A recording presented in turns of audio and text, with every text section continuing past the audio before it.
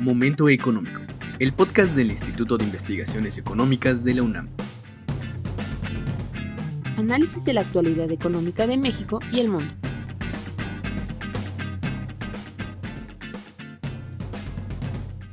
Hola, soy César Salazar. En esta cápsula hablaremos sobre los efectos económicos del huracán Otis. Bienvenidas y bienvenidos, y gracias por escucharnos. Como es sabido, el pasado 25 de octubre impactó el huracán Otis en la costa de Guerrero. Específicamente lo hizo en el puerto de Acapulco, con categoría 5 y con rachas de viento que superaron los 300 kilómetros por hora. Sin duda que el principal impacto de corto plazo es la muy lamentable pérdida de vidas humanas. Pero también Otis dejó tras de sí una muy grave destrucción de infraestructura de todo tipo.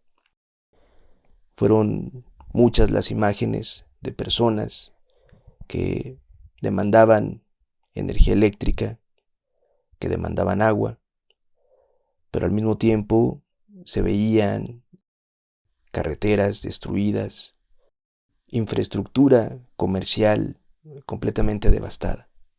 Y ya no se digan todos los saqueos que se dieron también a las pocas horas de que azotó el huracán en la costa de Acapulco. En el marco de esta pérdida de infraestructura, la Secretaría de Salud reportó que 120 de sus establecimientos tenían algún grado de afectación, con lo cual, en el momento en el que probablemente más se pudiera necesitar de los servicios de salud, simplemente no se podían otorgar porque la infraestructura con la que se contaba estaba afectada. También se ha indicado que más de 270,000 viviendas han tenido algún tipo de daño derivado justamente del impacto del huracán Otis. Asimismo, se ha reportado que el 80% de la infraestructura hotelera sufrió daños considerables. Ahora, ¿por qué es importante no solamente quedarnos con estos primeros datos que se dan a conocer de corto plazo? Es importante analizar un poco más allá debido a la importancia económica que tiene particularmente el puerto de Acapulco sobre la economía de la región y sobre la economía del Estado. La economía de Guerrero, la economía del conjunto del Estado, representa el 1.3% del Producto Interno Bruto nacional. Y con sus poco más de 3.5 millones de habitantes, el Estado de Guerrero aporta el 2.8% de la población total del país. Ahora, si bien es cierto que los dos municipios que fueron declarados como zona de desastre, que son Acapulco de Juárez y Coyuca de Benítez, pueden representar territorialmente no mucho del Estado, sí lo hacen en términos de las variables principales. Por ejemplo, en términos de población, Acapulco tiene casi 780,000 personas, lo que representa el 22% de la población total del estado de Guerrero. Y junto con Coyuca de Benítez, que es el municipio que se declaró también como zona de desastre junto con Acapulco, representan casi el 25%, es decir, casi una cuarta parte de la población total del estado se encuentra en estos dos municipios. Por supuesto, al haber una gran concentración poblacional, también existe una gran concentración de la actividad económica. Casi el 40% de la actividad económica del estado está explicada por la generación de ingreso que se da justamente en el puerto de Acapulco. Asimismo, una tercera parte de la población ocupada está ocupada en esos municipios. Y ya no se diga en términos de la generación de empleo, de una relación laboral entre empleador y empleado, porque 4 de cada 10 ocupaciones remuneradas también son explicadas por estos dos municipios, por Acapulco de Juárez y por Coyuca de Benítez. Por supuesto, en función de su vocación económica, la cual está determinada por los servicios turísticos. Entonces, si nosotros tenemos una gran cantidad de infraestructura de todos tipos destruida y particularmente un 80% de la infraestructura turística, particularmente hotelera, con afectaciones graves, pues entonces no solamente se atentó contra las condiciones de corto plazo, con todo lo que ya indiqué, sino también con la viabilidad de mediano y largo plazo de que ese lugar siga siendo una importante generadora de ingreso para el Estado en su conjunto. Por supuesto, si nosotros analizamos ya muy particularmente cuáles son las clases de actividad económica que explican una mayor cantidad de ocupación, pues nos encontramos con que es servicios de preparación de alimentos y bebidas, el comercio al por menor, por supuesto los servicios de alojamiento temporal, el servicio de apoyo a los negocios e incluso pesca, caza y captura. Todas estas actividades en su conjunto explican casi el 50% de la ocupación en el municipio de Acapulco de Juárez. Ahora, si tenemos la infraestructura con graves afectaciones y el lugar se dedica a dar servicios turísticos, pues de inmediato no solamente es un problema de corto plazo recuperar la infraestructura, sino que también se vuelve en una condición importante para que las familias que viven de eso, sobre todo las familias de más bajos recursos, que no tienen la posibilidad de ir a otros lugares, puedan rápidamente encontrar un empleo que sirva de fuente de ingresos para sus familias. Se ha indicado que la reconstrucción completa del puerto puede llevar al menos 2 años, y eso lo dijeron grandes empresarios que tienen negocios en la construcción de infraestructura.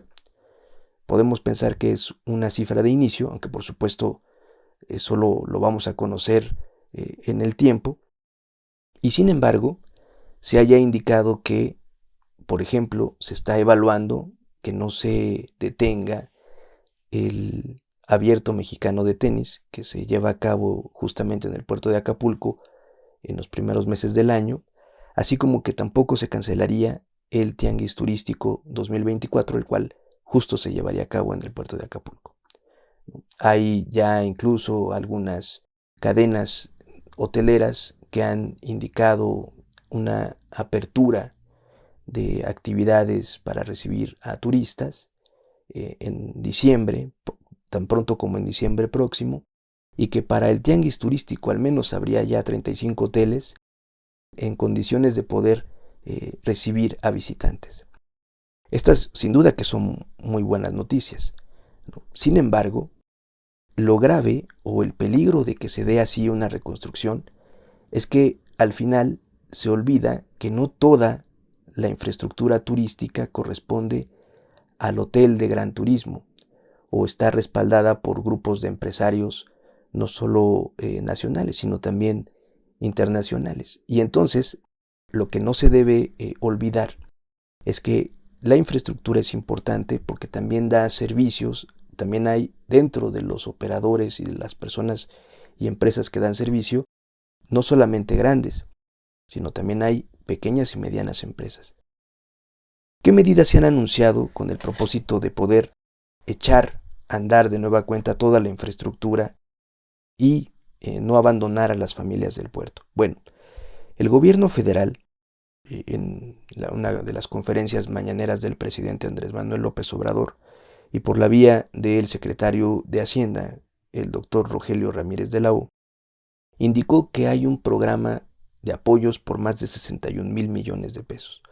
Por supuesto, reconstruir infraestructura de luz, electricidad, de agua, carreteras, ¿no? Es parte de los recursos que se dan en el marco de este programa de apoyo.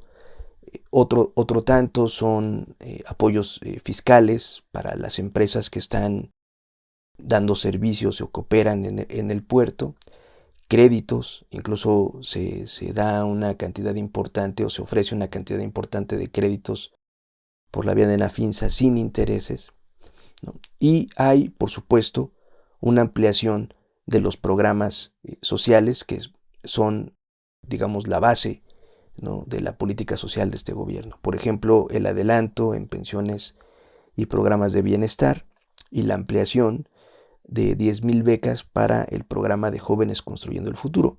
Ambas sin duda muy relevantes porque por un lado atienden a las personas mayores de edad que pueden ser de las más vulnerables Y por otro lado, se ofrece una fuente de empleo para los jóvenes en un momento en el que se necesitará, ¿no? Si vas a reconstruir la infraestructura en la costa, en el puerto de Acapulco, pero también en los lugares que también fueron afectados y que no necesariamente corresponden con la zona turística, pues lo que vas a necesitar son manos fuertes que estén apoyando las labores, y ese podría ser el caso de estas becas. Otro de los programas que llamó mi atención es este anuncio de una canasta básica semanal para 250,000 familias durante 3 meses. Se anuncia un apoyo de este programa en específico de 3,250 millones de pesos, lo cual, haciendo un poco las cuentas, equivale a que a cada una de estas 250,000 familias se les otorgará un apoyo por 4,333 pesos mensuales. Por supuesto, relativizarlo es muy complejo, porque no todas las familias tienen las mismas necesidades, pero sin lugar a dudas que para una familia que se dedicaba a los servicios turísticos y que ve destruida la infraestructura y que no se va a poder reconstruir en el corto plazo, esta cantidad resulta muy significativa para seguir manteniendo un estilo de vida, para seguir encarando las condiciones de vida todos los días, día a día. Entonces, en suma, tenemos que indicar que la destrucción fue muy relevante, pero que se han anunciado ya programas, al menos en una fase inicial, que reconocen la importancia para la zona de reconstruir todo lo que tiene que ver con el sector turístico, no solamente en términos de hoteles, sino también de vías de comunicación. Lo que hay que llamar a las autoridades de los 3 niveles de gobierno, municipal, estatal y federal, es que no por agilizar las cosas para que las grandes cadenas hoteleras puedan de inmediato abrir para los compromisos que vienen en los siguientes meses, se olvide a los operadores turísticos y a los hoteles de menor tamaño.